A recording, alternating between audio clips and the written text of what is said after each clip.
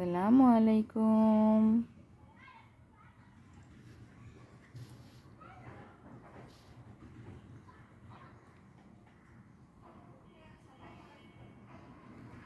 যে দুষ্টু মেয়েটাকে আপনারা দেখছেন, এটা হচ্ছে আমাদের কাম্মি রানী। এই যে কাম্মি রানী, এই যে সে নিজেকে এখন সাপ ভাবা শুরু করেছে, যে সমানে এখন কাম্মি দিচ্ছে।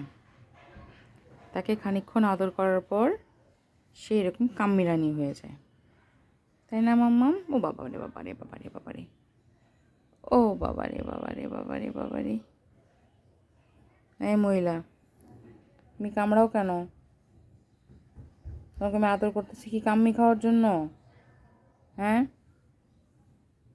নাগিন, আমাকে দুষ্টু নাগিন। হুম হুম দুষ্টু নাগিন।